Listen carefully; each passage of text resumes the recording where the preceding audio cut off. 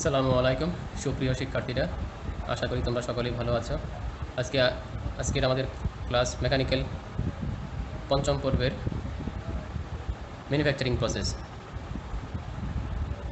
এটি আমাদের আজকের তৃতীয় ক্লাস। এর আগে দুটি ক্লাস হয়েছে। আজকে আমাদের অধ্যায়ের নাম হচ্ছে কোল্ড ওয়ার্কিংয়ে ব্যবহৃত বিভিন্ন প্রক্রিয়া। তো ইতিমধ্যে আমরা আলোচনা করেছি যে কোল্ড ওয়ার্কিং কী। তো একটু পিছনের দিকে ফিরে যাই, একটু রিভাইজ দিয়ে আসি যে কোল্ড ওয়ার্কিং কী। কোল্ড ওয়ার্কিং আমরা জেনেছিলাম যে কোনো ধাতুকে তার রিক্রিস্টালাইজেশন টেম্পারেচারের নিচে উত্তপ্ত করে বল প্রয়োগ করে কাঙ্ক্ষিত আকার আকৃতি প্রদান করাকে বলা হয় কোল্ড ওয়ার্কিং। অর্থাৎ নর্মালি কোল্ড ওয়ার্কিংটা করা হয় রুম টেম্পারেচারে, আর স্ট্যান্ডার্ড রুম টেম্পারেচার হচ্ছে 25°C। এটা অবশ্য তোমরা মনে রেখো যে এটা একটি সাধারণ জ্ঞান যে রুম টেম্পারেচার কত। রুম টেম্পারেচার মানটা হচ্ছে 25°C। তাহলে রুম টেম্পারেচারে যদি যে কোনো ধাতবের উপর বল প্রয়োগ করে নির্দিষ্ট বা কাঙ্ক্ষিত আকার আকৃতি দেওয়া যায়, তাহলে আমরা সেটাকে বলবো কোল্ড ওয়ার্কিং। তো এই রুম টেম্পারেচারে বস্তুর আকার আকৃতি পরিবর্তন করার জন্য বিভিন্ন ধরনের প্রক্রিয়া আছে, বিভিন্ন ধরনের পদ্ধতি আছে। আজকে আমাদের আলোচ্য বিষয় হচ্ছে মূলত সেগুলো নিয়েই, অর্থাৎ এই কোল্ড ওয়ার্কিং বা এই রুম টেম্পারেচারে কী কী প্রক্রিয়া করে বস্তুকে কাঙ্ক্ষিত আকার আকৃতি প্রদান করা হয় সেগুলো নিয়ে। ইতিপূর্বে আমরা এগুলো নিয়ে আংশিক বা অল্প কিছু জেনেছি, এখন আমরা জানবো এগুলো নিয়ে বিস্তারিতভাবে এগুলো কীভাবে করা হয়। তো আগে আমরা জেনে নিই যে কোল্ড ওয়ার্কিং করা হয় এমন কী কী পদ্ধতি আছে। এগুলো হলো স্কুইজিং, ব্যান্ডিং, শিয়ারিং, এক্সট্রুডিং, ড্রয়িং ইত্যাদি।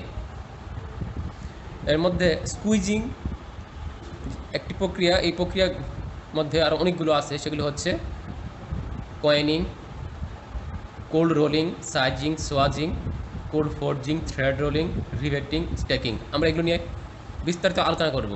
যেমন স্কুইজিং একটি ধরন, ব্যান্ডিং একটি ধরন, শেয়ারিং একটি ধরন। এগুলো আরও বিস্তারিত কী কী আছে সেগুলো নিয়েই আজকে আমাদের আলোচ্য বিষয়। এই অধ্যায়টি আজকে আমাদের একদিনে হয়তো শেষ নাও হতে পারে, চেষ্টা করব শেষ করতে। একটু বড় অধ্যায়টা খুব সহজ, নিজে পড়লে পারবে, বই দেখলে হয়তো একবার পড়লে বুঝতে পারবে। যদি কারো কোনো সমস্যা এরপরে হয়ে থাকে তাহলে কমেন্ট করে জানাবে, ইনশাআল্লাহ আমি চেষ্টা করবো নেক্সট ক্লাসে সেগুলোর উত্তর দেওয়ার জন্য। খুবই সহজ একটি অধ্যায়, মূলত পুরো এই বইটাই হচ্ছে খুব সহজ এবং খুব মজার একটি সাবজেক্ট। পড়লে অনেক কিছু জানা যায়, শেখা যায়। আর আরেকটি বিষয় এখানে বলে রাখা ভালো, যেখান থেকে টুকিটাকি প্রশ্ন চাকরির বিভিন্ন পরীক্ষাতেও আসে, মানে খুব অতি সংক্ষিপ্ত কিছু প্রশ্ন। যেমন খুব চাকরিতে খুব বেশি আসে একটি কমন একটি প্রশ্ন, যেমন একটা আছে সোয়াজিং। সোয়াজিং কী? আর হামেশা এই প্রশ্নটা পরীক্ষায় আসে। অনেক সময় আসে কয়েনিং কী, এটাও আসে। আরও কিছু কিছু আছে এখান থেকে। এমনকি ওদের আরও কিছু কিছু প্রশ্ন আছে যেগুলো অ্যাডমিশন টেস্টেও আছে, অর্থাৎ বুয়েটের ভর্তি পরীক্ষায় কিছু কিছু প্রশ্ন এখান থেকে আসে এই অধ্যায়ের। মানে অতি সংক্ষিপ্ত খুব সাধারণ, মানে খুব কমপ্লিকেটেড কিছু না, থিওরিটাইপ তো। এই জন্য এই অধ্যায়টাকে একটু ক্যাটাগরি পড়তে হবে আর কি, থিওরির জন্য। কোনো ম্যাথ নাই সাবজেক্টে, সবটুকুই থিওরি। আর কিছু মজার থিওরি আছে, সেগুলি মূলত আসে বিভিন্ন পরীক্ষায়, অ্যাডমিশন টেস্টে প্লাস চাকরির পরীক্ষায়। যাই হোক, আমরা স্কুইজিংয়ের বিভিন্ন পদ্ধতি নিয়ে আলোচনা করব। স্কুইজিংয়ের একটি প্রক্রিয়া হচ্ছে কয়েনিং। তাহলে ইতিপূর্বে আমরা আলোচনা করেছিলাম যে কয়েনিং কী। কয়েনিং হচ্ছে পাতলা কোনো ধাতব যখন একটি ডাই, নিচে যে অংশটি থাকে সেটা ডাই, উপর অংশ হচ্ছে পাঁচ। ডাই ও পাঞ্চের মাঝখানে রেখে যখন জোরে চাপ প্রয়োগ করা হয়, তখন এই মাঝখানে যে ধাতব প্লেটটুকু থাকে, এই ধাতব প্লেটের উভয় পাশে ডাই এবং পাঞ্চের আকৃতি হয়ে যায়। এটাকে বলা হয় কয়েনিং। তো কয়েনিং করা হয় যে 1 টাকা বা 5 টাকার যে মুদ্রাগুলো আছে বাংলাদেশে প্রচলিত, সেই মুদ্রাগুলো তৈরি করা হয় এই পদ্ধতিতে। তো এই যে ডাই, এই ডায়ের এখানে একটু, এই যে নিচের দিকে একটু ফাঁকা আছে, এখানে একটু ফাঁকা আছে, এমন হতে পারে এখানে একটু উঁচু আছে। ঠিক অনুরূপভাবে পাঞ্চের দিকেও উঁচু নিচু বা নির্দিষ্ট কোনো একটা শেপ থাকতে পারে। এখন যদি ডাই ও পাঞ্চের মাঝখানে ধাতব টুকরাকে মাঝখানে থেকে জুড়ে চাপ দেওয়া হয়, তখন কি হবে? চাপ প্রয়োগের কারণে এই ধাতুটুকু গলে এর ভিতরে প্রবেশ করবে। এইটুকু গলে চাপ প্রয়োগের কারণে প্লাস্টিক ডিফরমেশন শুরু হয়ে যাবে, যার কারণে এটার ভিতরে এটা ঢুকে যাবে। যদি এটা উঁচু থাকতো তাহলে কি হতো? এই উঁচু অংশটুকু মাঝখানে যে ধাতুটুকু রাখা হয়েছে তার চাপে ভিতর ধাতবের ভিতরে উঁচু অংশটুকু ঢুকে যেত। অর্থাৎ ডাই ও পাঞ্চের মধ্যে যে শেপটুকু, যে সাপটুকু দেওয়া আছে, মানে মিরর শেপ, মানে উল্টাভাবে আমি যেটা তৈরি করব, আমার কাঙ্ক্ষিত যে ধাতু আছে যেটা তৈরি করব, তার বিপরীত প্রতিচ্ছবি ডাই ও পাঞ্চে করা আছে। যখন উভয় পাশ থেকে যখন জুড়ে বল প্রয়োগ করা হবে, তখন সেটা গলে ডাই ও পাঞ্চের আকার আকৃতি চলে আসবে, আর এটাকে বলা হয় কয়েনিং। কয়েন মানে মুদ্রা, আর এই মুদ্রা তৈরি করা হয় কয়েনিং প্রক্রিয়ায়। এই হচ্ছে কয়েনিং। তো এই কয়েনিং হচ্ছে কি স্কুইজিংয়ের একটি প্রকারভেদ। স্কুইজিং মনে রাখতে হবে, স্কুইজিং শব্দের অর্থ হচ্ছে চাপ প্রয়োগ করা। স্কুইজ মানে চাপ দেওয়া, অর্থাৎ চাপ বা বল প্রয়োগে যদি কোনো কিছু করা হয় সেগুলি হচ্ছে স্কুইজিং। যেমন এটা একটা স্কুইজিং প্রক্রিয়া। স্কুইজিংয়ের আরেকটি প্রক্রিয়া হচ্ছে কোল্ড রোলিং। কোল্ড রোলিংটা কী জিনিস? মোটা একটি ধাতব প্লেট আছে, এরকম মোটা একটি ধাতব প্লেট ধরে নিলাম, এটা হচ্ছে 20 মিলিমিটার এর প্লেটটা থিকনেস বা পুরুত্ব, এটা হচ্ছে 20 মিলিমিটার। তো এ হচ্ছে রোলার একটা, এ হচ্ছে একটা রোলার। এই রোলারটা হচ্ছে হার্ডেনিং করা, খুব শক্ত একটি রোলার। এই দুইটা রোলার মূলত দুইটি মোটরের সাথে বা একটি মোটরের সাথে গিয়ারের মাধ্যমে দুইটি সংযুক্ত করা থাকে। যখন এই মোটা প্লেটটিকে এই দুটি ঘূর্ণায়মান রোলারের মাঝখান দিয়ে দেওয়া হয়, তখন এই রোলারের দুটির মাঝখানে সবসময় গ্যাপ থাকে কত? 10 মিলিমিটার। গ্যাপ কত? 10 মিলিমিটার গ্যাপ থাকে। আর এই যে প্লেটটা নেওয়া হয়েছে, সেই প্লেটটার পুরুত্ব হচ্ছে 20 মিলিমিটার। তো এই 20 মিলিমিটার থিকনেসের এই প্লেটটাকে যখন এই রোলারের মাঝখান দিয়ে দেওয়া হবে, ঘূর্ণায়মান রোলারের মাঝখানে দেওয়া হবে, তখন রোলারের চাপে তখন এই প্লেটটার থিকনেস কমে হয়ে যাবে কত? 10 মিলিমিটার। তো এটাকে করা হবে কোনো প্রকার উত্তপ্ত না করে, আর এই প্রক্রিয়াটাকে বলা হয় কোল্ড রোলিং। অর্থাৎ মোটা বা বেশি পুরুত্বের কোনো ধাতবকে তার থিকনেস বা পুরুত্ব কমানোর জন্য যে প্রক্রিয়া, এই প্রক্রিয়াটা ব্যবহার করা হয়, এই হচ্ছে কোল্ড রোলিং। এখানে আরেকটু উল্লেখ্য যে ইন প্র্যাকটিস, মানে বাস্তব ক্ষেত্রে দেখা যায় যে কোল্ড রোলিংয়ের পূর্বে কিছু কিছু ধাতুর ক্ষেত্রে প্রি হিটিংয়ে করা হয় আর কি। অর্থাৎ সরাসরি এই 20 মিলিমিটার বা 10 মিলিমিটারের যে ফিড রডটুকু বা প্লেটটুকু ব্যবহার করা হয়, সেটাকে সরাসরি রোলারের মাঝখানে না দিয়ে কিছুটা, যেমন welding electrode gas welding torch থাকে, ওইরকম টর্চের মতো অংশ আছে বা ওভেন আছে, সেখানে দিয়ে কিছুটা প্রি হিট করা হয়, তাহলে ধাতুটা কিছুটা নরম হয়ে যায়। এই যে কিছুটা প্রি হিট করা হয়, সামান্য কিছুটা প্রিহিট করা হয়, তবু এটাকে বলা হয় কোল্ড রোলিং। তো প্রিহিটটা কিন্তু খুব বেশি করা হয় না, সামান্য করা হয়, যেন রোলারের মাঝখান দিয়ে অতিক্রম করার সময় প্লেটে কোনো প্রকার চির না ধরে বা ফাটল না ধরে, এবং যথাসম্ভব এর মধ্যে রেসিডিউয়াল স্ট্রেস যেন জমা না হয়ে থাকে, সেই রেসিডিউয়াল স্ট্রেস যেন জমা না হয় সেজন্য প্রিহিট করা হয়। এই হচ্ছে কোল্ড রোলিং। আশা করি তোমরা এটা বুঝতে পেরেছো কোল্ড রোলিং কী জিনিস। এখন আমরা জানবো সোয়াজিং কী জিনিস। সোয়াজিং, তো সোয়াজিং হচ্ছে যখন কোনো রড বা টিউব, পাইপ, এগুলোর ডায়ামিটার কমানোর জন্য যে পদ্ধতি ব্যবহার করা হয় সেগুলো হচ্ছে সোয়াজিং। সোয়াজিং মূলত হচ্ছে দুই প্রকারের, একটি হচ্ছে রোটারি আর অন্যটি হচ্ছে কোল্ড হেডিং।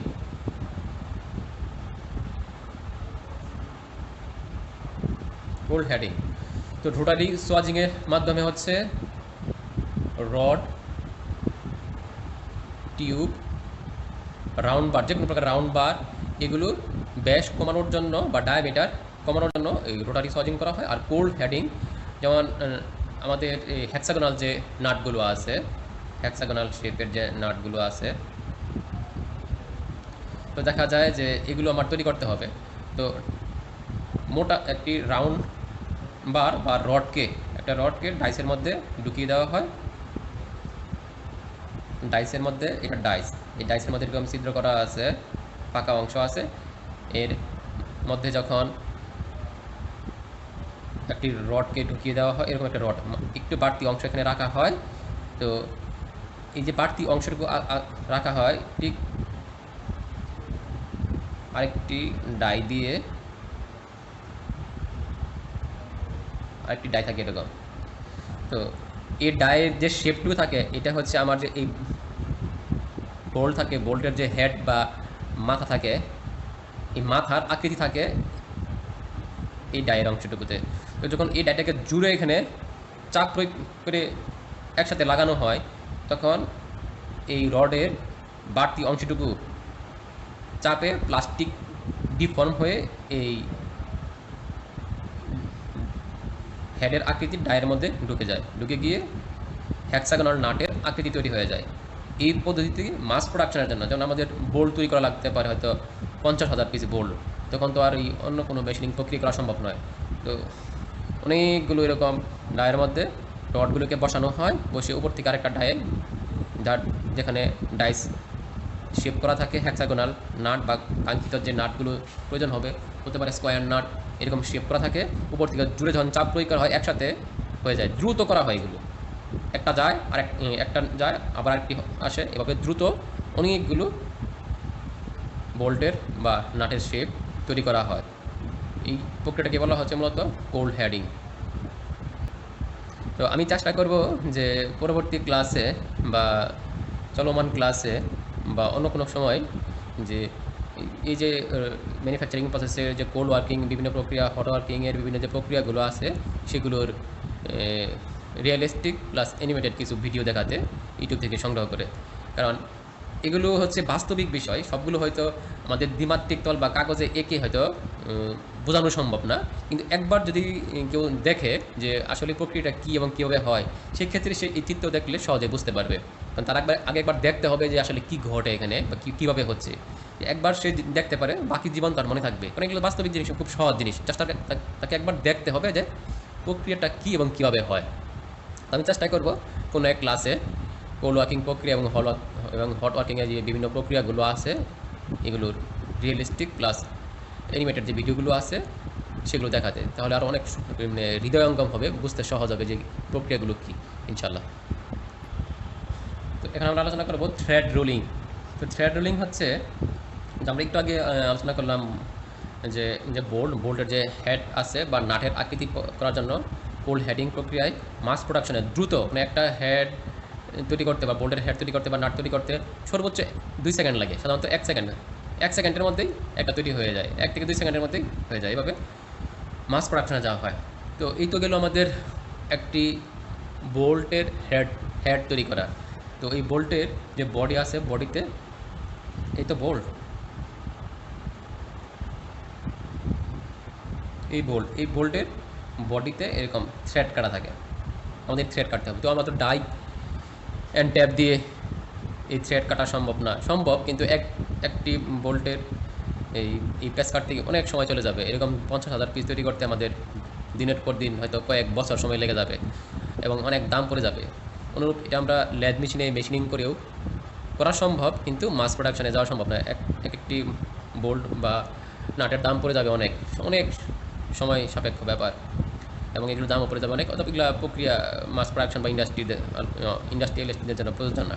যাই হোক, আমরা কোল্ড হেডিং প্রক্রিয়ায় একটি বোল্টের হেড তৈরি করলাম, এবং এখন এই জানবো এই বোল্টের বডিতে কীভাবে থ্রেড কাটতে হয়।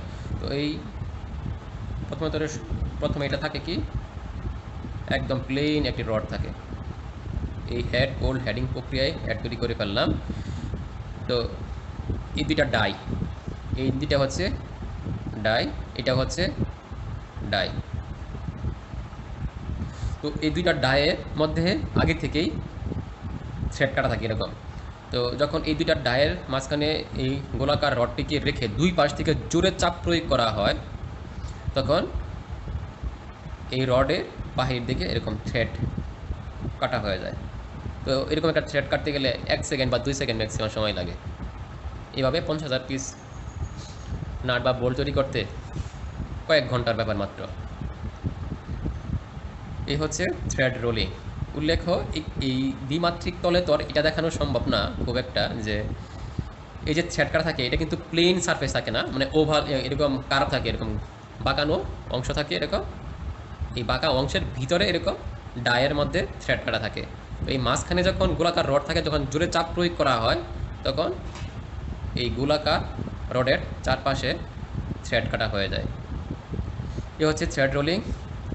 আমি এরপর চেষ্টা করব কিছু ভিডিও দেখাতে, যেন অনেক রিয়েলিস্টিক হয়, কীভাবে হয় প্রক্রিয়া জানার জন্য আপাতত এইটুকু জেনে রাখো। এই হচ্ছে থ্রেড রোলিং। এখন আমরা জানবো কোলার্কিং প্রক্রিয়ার একটি অংশ হচ্ছে রিবেটিং। আমরা সবাই ওই মেকানিক্যাল ছাত্র হিসেবে মোটামুটি এখন আমরা সবাই জানি যে রিবেটিং কী। যেটি ধাতব প্লেটকে জোড়া লাগানোর জন্য যে প্রক্রিয়া ব্যবহার করা হয় কোলার্কিং প্রক্রিয়া, সেটা হচ্ছে এরকম দুইটা ধাতব প্লেট মুখোমুখি বসিয়ে মাঝখানে ছিদ্র থাকে, সেই ছিদ্রের মধ্যে নরম ধাতুর একটা অংশ, মোটামুটি নরম আর কি, নরম ধাতুর একটি অংশ এভাবে ঢুকিয়ে দিয়ে এটিকে জোড়া লাগানোর প্রক্রিয়াকে বলা হয় রিবেটিং। তো যখন লোহার এই রড বা দনটুকুকে মুখোমুখি রাখা ছিদ্রযুক্ত এই অংশের মধ্যে যদি ঢুকিয়ে দেওয়া হয়, তখন দুই পাশ থেকে হ্যামার দিয়ে চেপে এর মাথাটাকে গলিয়ে এভাবে বসিয়ে দেওয়া হয়, যেন এটা পার্মানেন্ট জোড়ান হয়ে যায় আর কি। এই হচ্ছে রিভেটিং।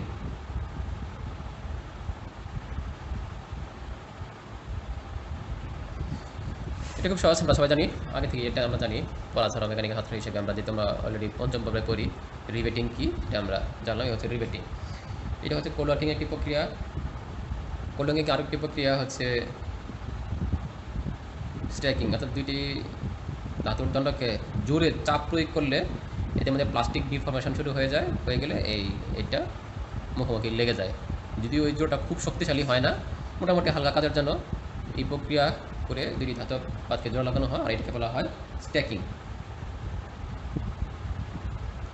এ হচ্ছে আমাদের কোলার্কিংয়ের স্কুইজিং বিভিন্ন প্রক্রিয়া, অর্থাৎ চাপ প্রয়োগ করে যেগুলো করা হচ্ছে, যেহেতু চাপ সবগুলোতেই লাগে।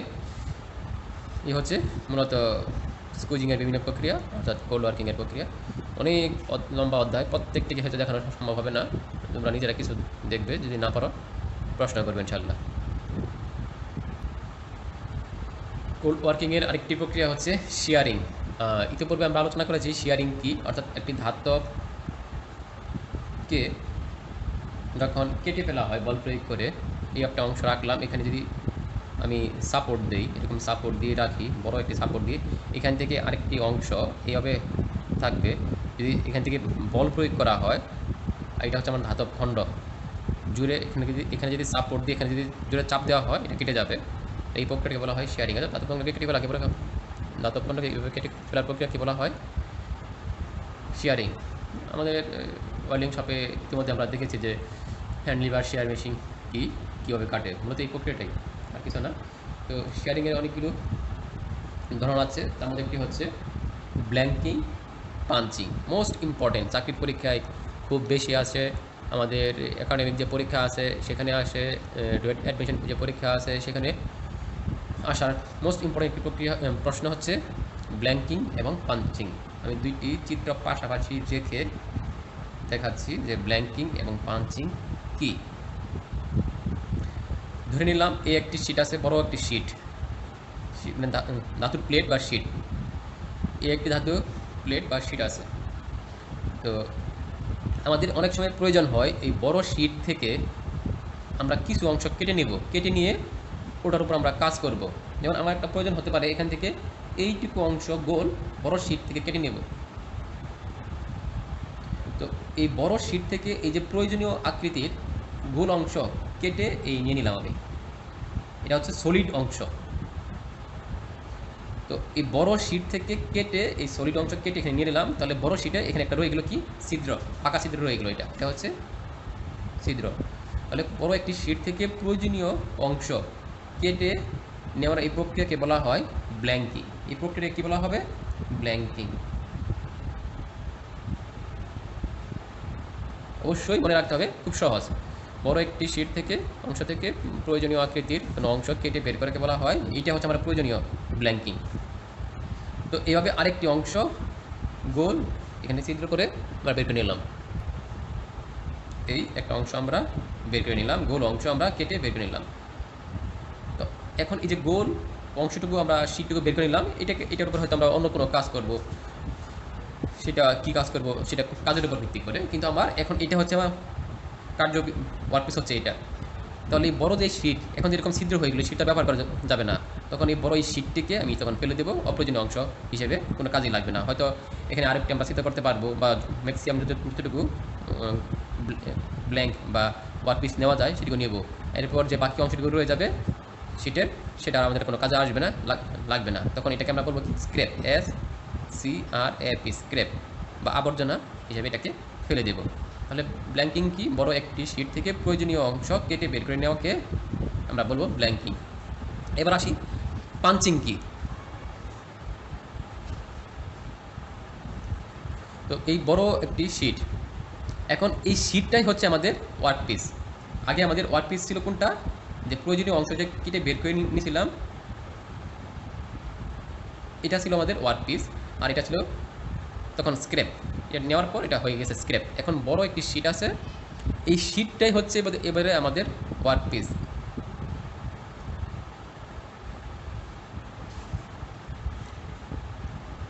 ওয়ার্কপিস অর্থাৎ এই বড় একটি শিট, এই শিটের মধ্যে আমার প্রয়োজন হতে পারে এরকম যে আমরা এখানে একটি ছিদ্র করব, এখানে একটি ছিদ্র করব, এখানে একটা ছিদ্র করব, এখানে একটা ছিদ্র করব। এই 4টা ছিদ্র করে কথার কথা হিসেবে ধরে নিলাম, মানে বোঝার সুবিধার্থে এই শিটটাকে আমরা দেয়ালে লাগাবো, ধাতবের শিটটাকে বা মেশিনের বডিতে আমরা লাগাবো। তো বডিতে লাগাতে গেলে আমাদের এখানে ছিদ্র করতে হবে, ছিদ্র করে রিবেট বা ওয়াল পিন বা পেরেক লাগাতে হবে। তো এই জন্য আমরা এখানে ছিদ্র করলাম, ছিদ্র করে তারপর আমরা লাগাবো। এই যে বড় একটি শিটে আমরা প্রয়োজনীয় ছিদ্র করলাম, এই ছিদ্র করার এই প্রক্রিয়াকে বলা হয় পাঞ্চিং। তো পাঞ্চিংয়ের ফলে যে আমাদের ছোট ছোট টুকরা, এখানে ছিদ্র করলে 4টা টুকরা এরকম বের হয়ে আসবে। ছিদ্র করলে 4টা টুকরা সলিড সলিড। এখন এখানে রয়ে গেল কি? পাকা। আর এটা আমরা সলিড বের হয়ে আসলো, ছোটো ছোটো 4টা টুকরা বের হয়ে আসলো। এই ছোটো ছোটো 4টা টুকরা যে বের হয়ে আসলো, এই 4টা টুকরাকে এবার আমরা বলবো স্ক্র্যাপ। আর এটা হচ্ছে আমাদের মূল ওয়ার্কপিস। তাহলে ব্ল্যাঙ্কিং এবং পাঞ্চিং দুটো আমরা পাশাপাশি রাখলাম এবং জানলাম। পাঞ্চিংটা কি? কোনো ধাতব শিটে প্রয়োজনীয় ছিদ্র করাকে বলা হয় পাঞ্চিং, আর ধাতব শিট থেকে প্রয়োজনীয় অংশ বের করাকে বলা হয় ব্ল্যাঙ্কিং। অনেক সময় ম্যাক্সিমাম সময় আসে যে ব্ল্যাঙ্কিং এবং পাঞ্চিং কি এবং এদের মধ্যে পার্থক্য। আমরা তো জানলাম যে ব্ল্যাঙ্কিং এবং পাঞ্চিং কি এবং এগুলোর মধ্যে পার্থক্যটা কি এখন জেনে নেব। তো ব্ল্যাঙ্কিং, ধাতব শিট থেকে প্রয়োজনীয় অংশ বের করে নেওয়াকে বলা হয় ব্ল্যাঙ্কিং। ব্ল্যাঙ্কিংয়ের ফলে মূল যে ধাতব শিট থাকে সেটা হয়ে যায় স্ক্র্যাপ, আর পাঞ্চিংয়ের ফলে মূল যে ধাতব শিট থাকে সেটাই আমাদের হয়ে যায় ওয়ার্কপিস, এবং ছিদ্র করে যে 4টা টুকরা সলিড বের করি আমরা, ওটাকে আমরা বলবো স্ক্র্যাপ। অর্থাৎ ব্ল্যাঙ্কিংয়ের ক্ষেত্রে স্ক্র্যাপ হচ্ছে এটি, আর পাঞ্চিংয়ের ক্ষেত্রে স্ক্র্যাপ হচ্ছে এটি। ব্ল্যাঙ্কিং ক্ষেত্রে ওয়ার্কপিস হচ্ছে যে যে অংশটুকু বের করে নিয়ে আসলাম সেটা, পাঞ্চিং ক্ষেত্রে যেটা বের করে নিয়ে আসলাম সেটা হচ্ছে স্ক্র্যাপ। ক্লিয়ার? এই হচ্ছে ব্ল্যাঙ্কিং এবং পাঞ্চিং কি এবং ব্ল্যাঙ্কিং এবং পাঞ্চিং এর মধ্যে পার্থক্য। মোস্ট ইম্পর্টেন্ট একটা বিষয়, খেয়াল রেখো। তো শেয়ারিংয়ের আরেকটি প্রক্রিয়া হচ্ছে ট্রিমিং। ট্রিমিং আরেকটি হচ্ছে শেভিং। মোস্ট ইম্পর্টেন্ট দুইটা পরীক্ষা মানে আসে এবং চাকরির পরীক্ষাতেও বা অ্যাডমিশন টেস্টেও আসে। ট্রিমিং, ট্রিমিং কি? কোনো একটি ধাতব শিট, এই ধাতব শিটকে শিট মানে এই ধাতব শিটটা যে আমাদের শপে, ল্যাবে বা কোনো দোকানে হোক বা ইন্ডাস্ট্রিতে হোক নিয়ে আসা হয়েছে, এটা সেটা অন্য আরেকটি কারখানা থেকে। তো এই আকৃতির যে শিটটুকু নিয়ে আসা হয়েছে, তো এটার যে কাটা অংশ, সেখানে দেখা যায় যে কিছু বাবরি থেকে থাকে, বা শিটটা এভাবে না থেকে এরকম বাঁকা থাকতে পারে, এরকম, বা রাফ থাকতে পারে। তো বা একটু বাড়তি আমার লাগবে হয়তো এই পর্যন্ত, তখন এই বাড়তি যে অপ্রয়োজনীয় অংশটুকু আছে এটাকে কেটে ফেলাকে বলা হয় ট্রিমিং। আর শেভিং কি? এই যে ধাতব শিট অংশটুকু আছে বা কাঙ্ক্ষিত বস্তুটুকু আছে, এটাকে কাঙ্ক্ষিত আকৃতি দেওয়ার জন্য যে প্রক্রিয়া করা হয় সেটাকে বলা হয় শেভিং। এই শেভিং প্রক্রিয়াতেও অপ্রয়োজনীয় অংশ কেটে ফেলা হয়, কিন্তু শেভিংয়ে মূল টার্গেট থাকে এই বস্তুটাকে কাঙ্ক্ষিত মাপে নিয়ে আসার জন্য। কাঙ্ক্ষিত মাপ অর্থাৎ ফাইলিং করে করে একদম নিখুঁত মাপে এটাকে নিয়ে আসার জন্য শেভিং করা হয়। আর ট্রিমিং কি? নির্দিষ্ট আকৃতিতে নেওয়ার জন্য যে বাড়তি অংশটুকু আছে সেটাকে কেটে ফেলাকে, এই বাড়তি যে অংশটুকু আছে এটাকে কেটে ফেলাকে বলা হয় ট্রিমিং। অর্থাৎ ট্রিমিং হচ্ছে যে ধাতব শিটের মূল ধাতব শিটের যে অপ্রয়োজনীয় বাড়তি অংশ বাবরি থাকে সেগুলোকে কেটে ফেলে দেওয়াকে বলা হয় ট্রিমিং। এর উদ্দেশ্য এই না যে নির্দিষ্ট মাপে নিয়ে আসতে হবে, অপ্রয়োজনীয় অংশটাকে ফেলে দিলাম। আর এই অপ্রয়োজনীয় অংশ ফেলে দিয়ে নির্দিষ্ট মাপে নিয়ে আসার জন্য যে প্রক্রিয়া করা হয় সেটাকে বলা হয় শেভিং। এই হচ্ছে ট্রিমিং এবং শেভিং কি এবং এদের মধ্যে পার্থক্য মোস্ট ইম্পর্টেন্ট এবং খেয়াল রাখতে হবে। আজকে আমাদের ক্লাস এই পর্যন্তই। এই অধ্যায়ে আরও অনেকগুলো প্রক্রিয়া আছে, আমরা চেষ্টা করব এগুলো আরও আলোচনা করতে। তো সেটা তোমাদের জানার উপর, মানে যদি জানতে চাও সেটা দেখাতে চেষ্টা করবো, নয়তো আমরা নেক্সট ক্লাসে চলে যাব। যদি তোমাদের প্রয়োজন বোধ করো যে তোমরা নিজের বাসায় পড়াশোনা করো, যদি মনে করো আরও প্রয়োজন আছে এই অধ্যায়ের উপরে ক্লাস নেওয়ার, সেক্ষেত্রে আমরা আরও একটি ক্লাস নিব হোল্ড ওয়ার্কিংয়ের বিভিন্ন প্রক্রিয়ার উপর, নতুবা আমরা পরবর্তী অধ্যায়ে চলে যাব হোল্ড ওয়ার্কিংয়ে কী। তো আজকে এই পর্যন্তই, সবাই ভালো থাকো, আল্লাহ হাফেজ।